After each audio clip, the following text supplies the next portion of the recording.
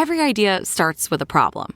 Warby Parker's was simple. Glasses are too expensive. So they set out to change that. By designing glasses in-house and selling directly to customers, they're able to offer prescription eyewear that's expertly crafted and unexpectedly affordable. Warby Parker glasses are made from premium materials like impact-resistant polycarbonate and custom acetate. And they start at just $95, including prescription lenses. Get glasses made from the good stuff. Stop by a Warby Parker store near you. If your dog could talk, they'd beg for Ollie. The full-body tail wag, the excited little hops, the big goofy grin, that's the Ollie effect. Ollie delivers clean, fresh nutrition in 5 drool-worthy flavors, even for the pickiest eaters. Made in U.S. kitchens with highest quality human-grade ingredients, Ollie's food contains no fillers, no preservatives, just real food. With 5 protein-packed recipes like fresh beef with sweet potatoes or fresh turkey with blueberries, even the pickiest eaters can't resist. You might think, dang, my dog eats better than I do. And that's probably true when it comes to Ollie. Dogs deserve the best, and that means fresh, healthy food. Head to ollie.com/Wondery. Tell them all about your dog and use code WONDERY to get 60% off your welcome kit when you subscribe today. Plus, they offer a happiness guarantee on the first box, so if you're not completely satisfied, you'll get your money back. That's OLLIE.com/Wondery and enter code WONDERY to get 60% off your first box. Lifestyle Life.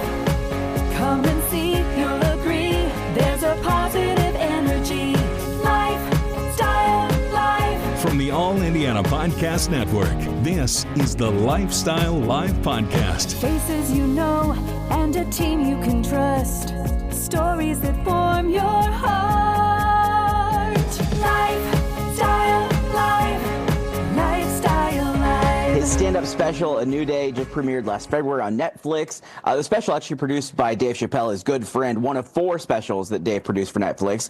He also keeps busy with his YouTube podcast called The Donell Rawlings Show, and now he's bringing his Black and Mild tour to Helium on April 4th and 5th, and he joins us now. Thank you so much for being here, man. This is a genuine pleasure.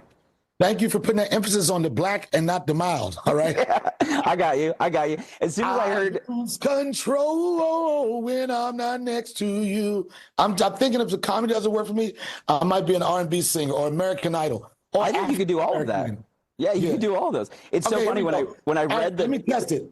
Something's got a hold on me lately, and I don't know. All right, I'm listen, keep going. We'll just blow out the entire show. Feels like the world's all closing in, and the devil's knock. Okay, that's enough. You are such a genuine human, and it comes across in everything that you do and have done. Has it always been like that for you when you first got into this, or did it take a minute to find out like who you were as who people were going to love? No. I started as an a-hole, and then that didn't really work out for me, so I had to tone it down and be more sensitive and caring to people's needs. But at the beginning, I was like, get out of here. I need green jelly beans in my green room. No, I never was that. In fact, when I see people on the street and they say, aren't you famous? I said, no, I won't take fame, but I will take the funny part. So I never really connected with that. This isn't something that I wanted to do. It just happened by chance. It was off of a dare. And then I embraced it, and I just continued to do it. And after 30 years, I still maintain my funniness. As the kids say, I'm relevant to a certain extent, and I'm always out to have a good time. And I think people connect with my energy, and that's why, for the last 30 years, I've been able to sustain a good career telling jokes. It's so fun. I mentioned some of the things that you've done in just this past year. But the podcasting thing has been kind of a new foray for you. What has that done? Well, you mentioned that relevancy aspect in being able to be there in immediacy for people in some form of entertainment. I mean, it gets people to get to know who I am. I mean, it's unedited, it's unfiltered, it's uncensored. So, I mean, podcast is a true test of who you really are. When I first started doing it, my concern was trying to be funny every minute and every second of the podcast. Then as I started talking to some of the people that's been in the game for a while and know what it takes to have the longevity of it, it's been likable and people want to follow your story. So some episodes may be funnier than the other ones. Some of them may be more transparent than the other one, but it's genuine, it's authentic, and you really get to see who Donnell really is if you follow the Donnell Rawlings Show on YouTube and all podcast platforms.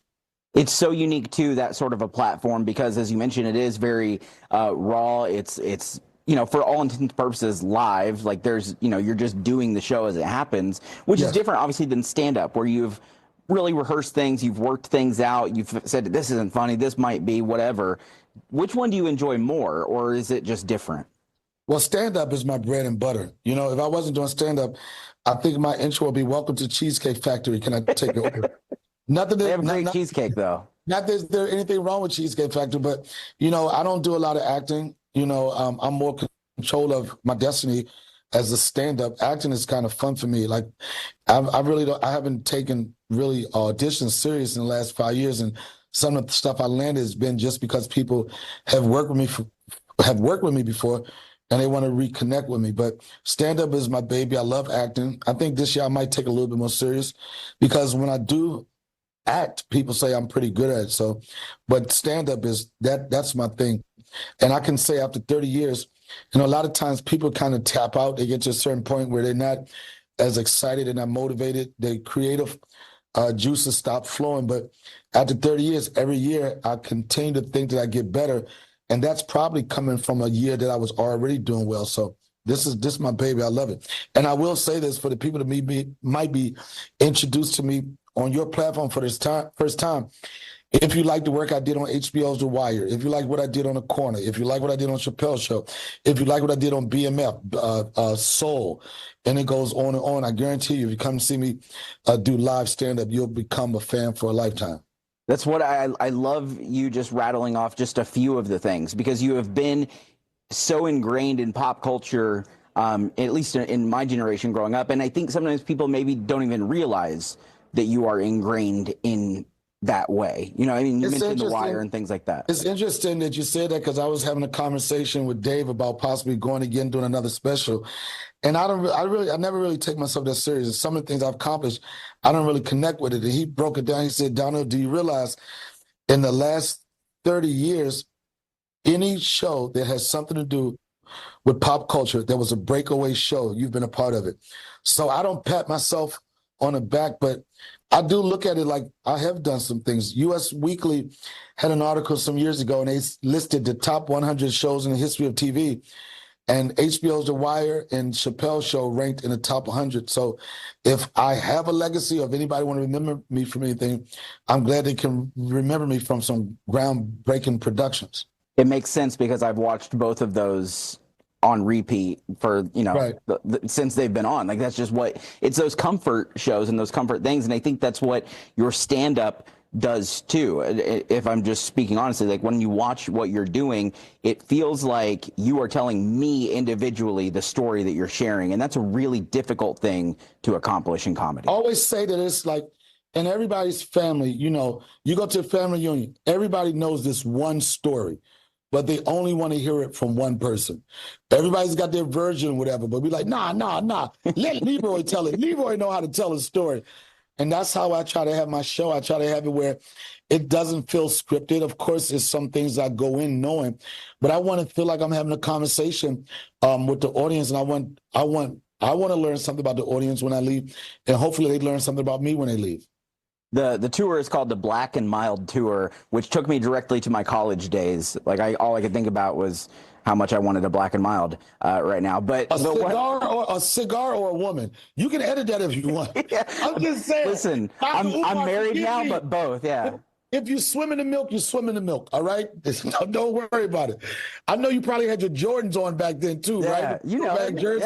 Yeah, of course. I know. You. Yeah. And you probably had the sexy laugh. You probably talked to the girls like, Yeah, it has gotten much worse as I've gotten older and now have children of my own. That cool factor disappeared very quickly, faster than I would have liked. Yeah, where I'm from, a cool factor is being present in your kid's life. Yeah. So, you know, hopefully everybody that come to my show they have that cool factor with their family. I love that so much. April 4th and 5th, Helium.